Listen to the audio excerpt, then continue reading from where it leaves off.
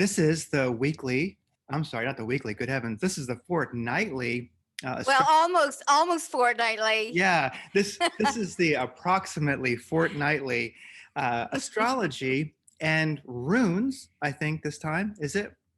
Uh-huh. Yeah, Yeah. runes, yeah. Yeah, with Fiona Edgar and Craig Simpson. So Craig Simpson is, well, radiantcreators.com. That's me. And Fiona Edgar, well, FIONAAEDGAR, FionaEdgar.com. That's where you'll find all her stuff. So it's been a while. Sorry for the delay. I was actually unfathomably sick for 2 weeks. I mean, in bed, no kidding. That has never happened to me before. But well, being sick is different these days. This ain't your grandpa's getting sick, you know? Yeah. Mm-hmm. Yeah. So anyway, I lived, I'm alive, and it's good to be here. So, Fiona, how is it going? And what do the stars look like the rest of this month? Yeah, well, first of all, I'm glad that you're feeling better. And I just wanted to say that Mercury retrograde can definitely cause these weird types of illnesses because Mercury is connected to your health. So let's get into the astrology. So I'm going to do all the way up until July 2nd. So that's 2 weeks. And there's nothing really going on for the next few days until June 20th. This is when Jupiter goes retrograde. So it's currently in the early degrees of Pisces, and it's going to start moving backwards to Aquarius. Jupiter in Pisces has been a little bit weird. I think that's an understatement. Yes, it's a super spiritual time. If you're kind of linked into that, if you're not, it's all kinds of like propaganda and, deception and weird stuff about virus mutations and all of that because Neptune actually is connected with viruses. So it's going to get to back into Aquarius in July. Then it will re-enter Pisces again in December. So we're going to get a few months break. I enjoy Jupiter and Aquarius much more. So it increases your social circle, the friendships that you have. You'll be obviously getting out and about, meeting people more. It also kind of activates that rebellious archetype that we all have. Some of us use it more than others. So it'll be interesting to see then what occurs on a global scale. So that's June 20th. Check the house that you have Aquarius in your own birth chart for an idea of what you can expect. And Pisces, obviously, but it will be moving back into Aquarius, like I said. So on June 21st, which is the summer solstice, I actually made a video about the summer solstice this morning. You can just find it on my channel. It's a big deal. After the summer solstice, unfortunately, we start to lose daylight hours.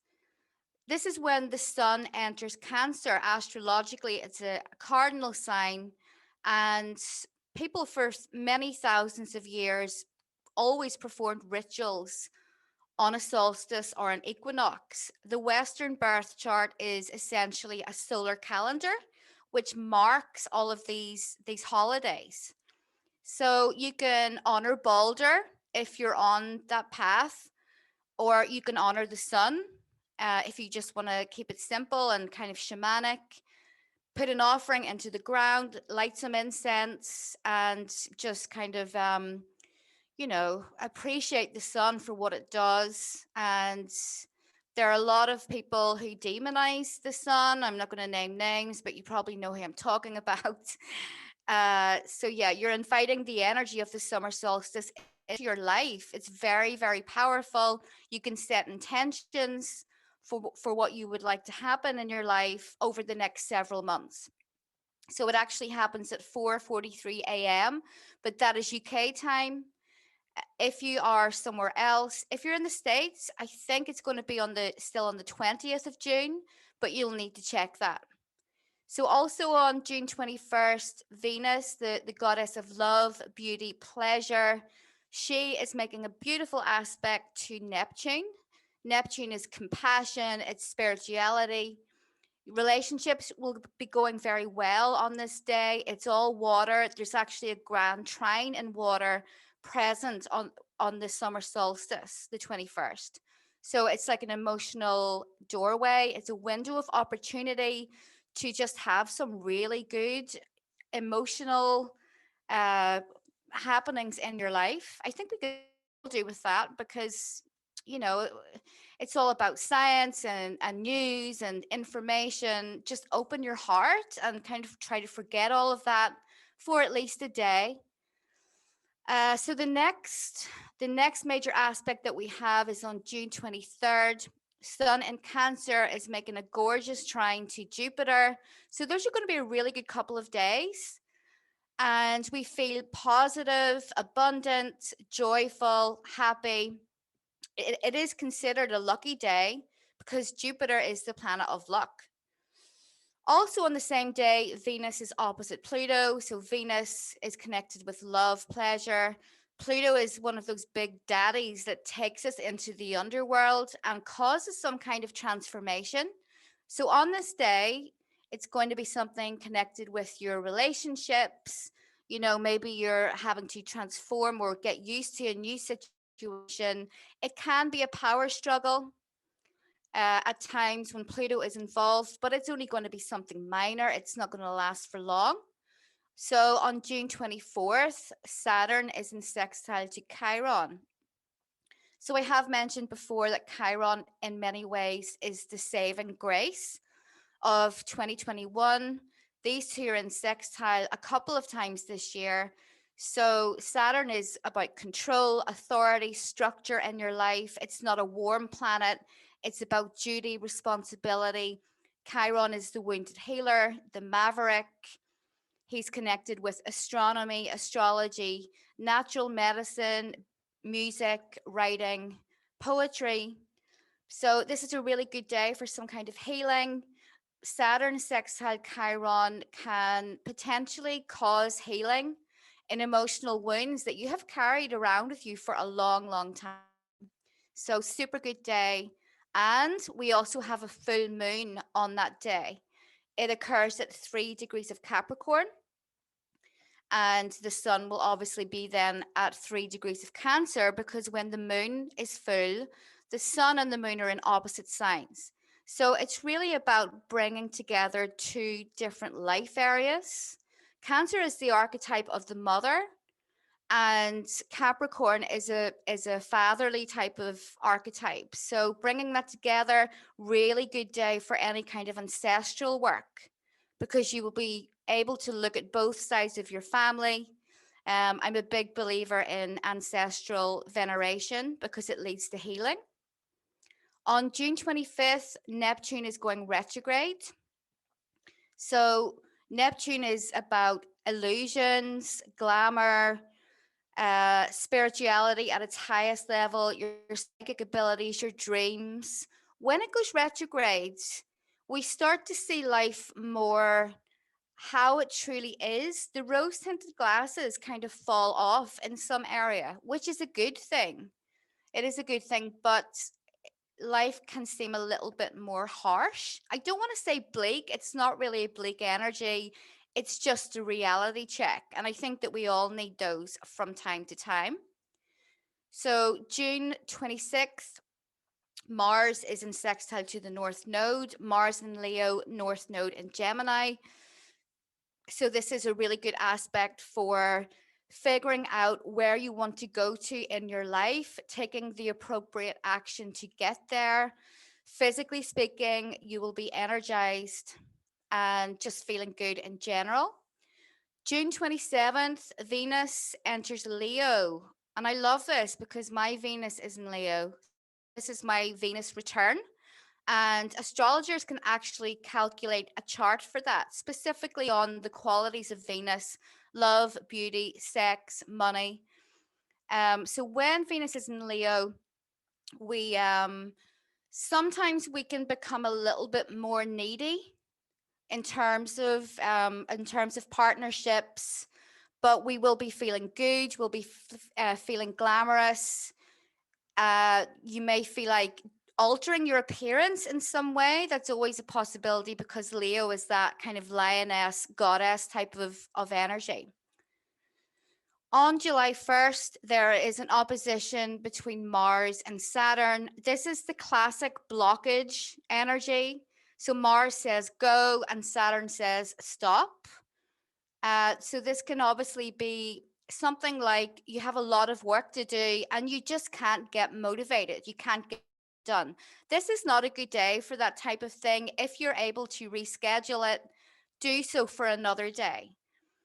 It can be like a psychological block. Maybe there is something that you really want to do. It can be connected with your physical body, your health.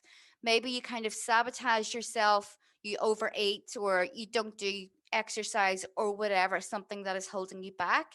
You're going to kind of feel that intensely. And you may be a little bit angry with yourself, or you kind of feel inferior. But don't worry because it's just a temporary transit. You'll be feeling better actually by the next day because Mars will be in trine to Chiron, the wounded healer. Super healing energy. If you've been in conflict with anyone, a few days before, it's a really good transit for working through that in a mature way. And you should, if you've been having any health issues, you may see those easing up a little. And that's pretty much it. So not very many aspects or, lunations, but my, are they powerful? Yeah, I like it. There's nothing too negatively challenging. It's nice to have some, good stars for 2 weeks. I'll take it for sure. So Mercury retrograde, does that end anytime soon? Let's see. Mercury retrograde ends on June 22nd. In true Mercury retrograde style, I think I actually forgot to mention that. So yeah, that's June 22nd. Well, that's going to be nice. I'll be glad when it's out of the picture for a little bit. I don't mind the shadow period too much. That's fine. To me, 22nd when it actually goes direct, I close that chapter in life and go done. You've had enough Mercury Mm-hmm. because yeah, I would say that this Mercury retrograde, sometimes, sharing these things helps other people. And I found that the transit into this Mercury retrograde for myself and some other people that I know was just crap. People were just, I was miserable. And it only lasted like 2, 3 days, but that transit in was just awful, very, very negative emotions, really crappy. And I would say this Mercury retrograde for myself has been really, and this is something that it's great when people know this because it so helps people process this better, is where quite often Mercury retrograde will just take all the romanticism, all the uh, illusion, delusion that we have, everything, all of our interests, hopes, and dreams, and just make them shit, you know? Yeah.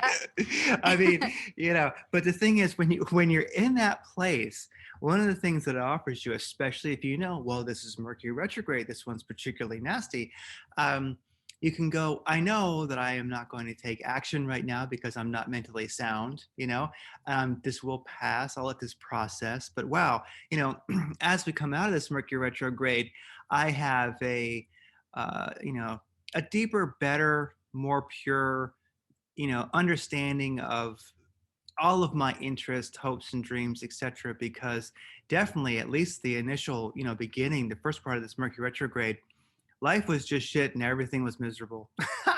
but but luckily, like I say, knowing what is causing that to a great extent really helps you to sit there and go, okay, I've done this before.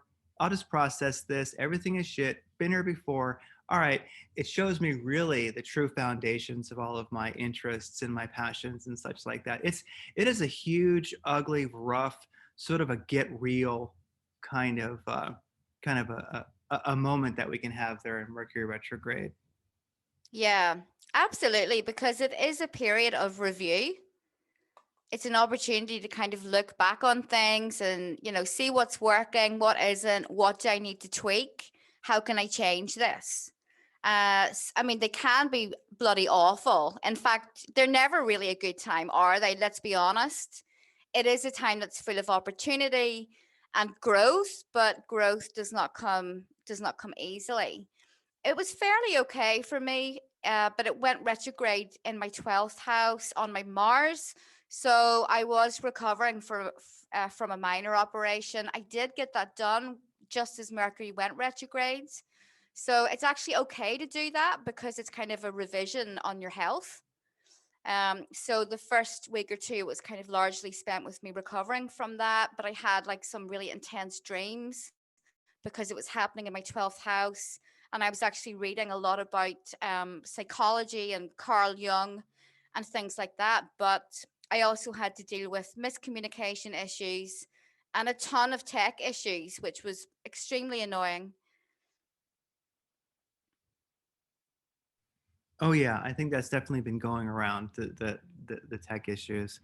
Well, on a good note, next week, gosh, by Tuesday, Wednesday or so, we're definitely going to be out of it and lessons learned. So I hope everybody, you know, uh, that grist for the mill that Mercury retrograde is. I hope everybody found some good stuff in that. Even though it, you know, sucks. So with that said, yeah, we were joking before. Well, before the show, we were joking about all the things that we could talk smack about when it comes to Mercury, but this video would be instantly taken down. So Yeah. we'll have to just skip all of that. Let's just say it's in a trans it, okay? Yeah. Yeah, exactly. Yeah, all right. So the runes, what's going on? Okay, so I actually pulled some pretty good ones here. So the first rune that I pulled is Fehu, and Fehu is connected first and foremost with property, wealth, money. So it is shaped like the two horns of a cow. And obviously, at one time, cows would have been the measure of wealth for many different people. So it's connected with prosperity, money, and for me it's such an earthy energy. It's brought me a lot of healing. It's a really good rune. It connects you with the land that you walk on, and it's kind of got an ancestral connection as well. The second rune was algaes, and it's about protection, spiritual protection. It's also about healing, so physical healing. So that's quite relevant for you and me. Probably a lot of people listening to this. Spirituality. This rune actually represents the antlers of the elk. So strength, freedom, and again, I'm sure you've heard me talk about how you can actually channel the energies of these runes into your physical body by making the shape of them. So that leads me to the last rune, which is Dagaz, and it's about a kind of a 24-hour cycle. And it's also about daylight, enlightenment. So when you put all these three together, the first thing that comes to my mind is a spiritual routine. And we have spoken about that before on this podcast. But if you do something every day, it's kind of like a little ritual that you can use to start your day with. I think over in India, they call it sadhana. And it really does push the reset button on your life for that day. Um, so it's also about how do you manage your time? What do you do every day? Are you wasting a lot of time? Are you procrastinating? And I know that I am, because I really need to write a book. In fact, several books. But because I'm very busy lady, I have been putting it off. So I'm trying to kind of reschedule a lot of my work so I can fit that in. So it's also about, I mean, I just kind of feel from this that it's also about self employment. I know that we don't really live in financially stable times at the moment, which is an understatement, but there are really smart people out there and they're actually cashing in on this kind of crisis that we're all going through. So obviously look at the astrology, see what's going on. You don't want to start that while Mercury is retrograde or in the shadow. But look at what you can do each day. Maybe you want to start a business on the side while you keep your existing job. There's just so many things that we can do. We don't have to be a slave to the system. I'm fully self employed and have been for a number of years now. And I just don't think I could ever go back to working for someone. I'm just too rebellious. I'm too headstrong. but you don't have to suffer each day and be miserable and stay where you're not expressing your gifts, that a lot of those gifts have come from your ancestors.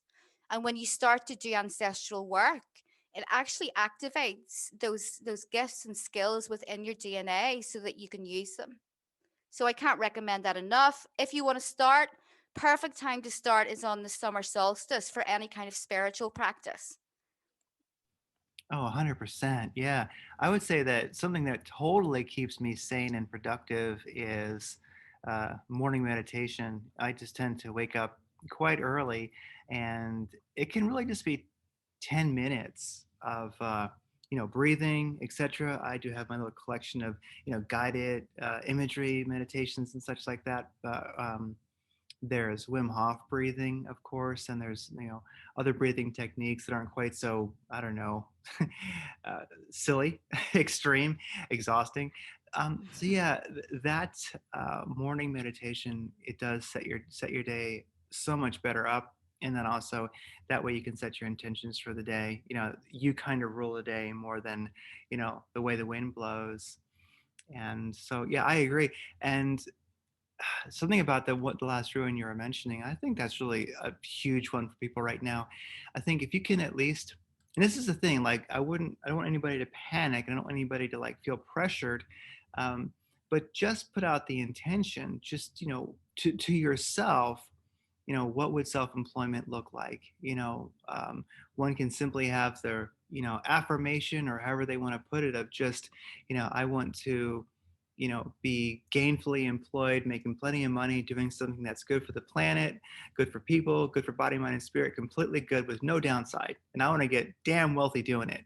So because I think that if you can kind of, if you're even working with the idea that you want to be entrepreneurial or self-employed at this time, I think you're gonna be so far ahead of the crowd, because I think it's going to be more and more of a necessity as this year progresses and on into next year, as we're seeing.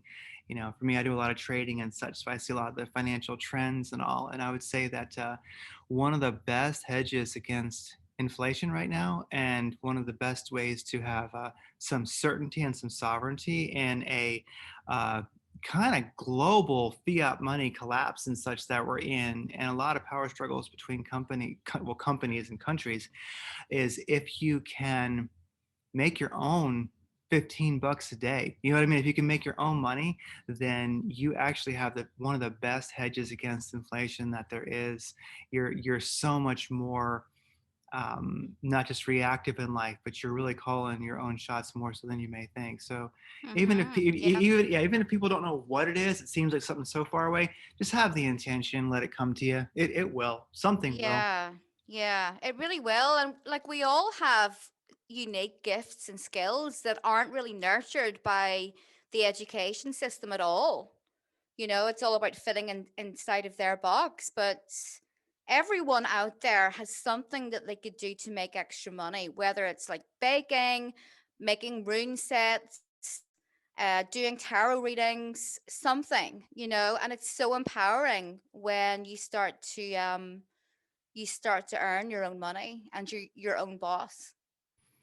It absolutely is. Yeah. I've been doing a lot of training to be a pole dancer. I'm getting pretty good. I, I, I think I can make some serious tips on the weekend. I'm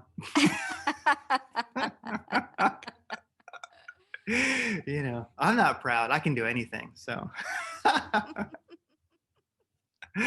oh, goodness.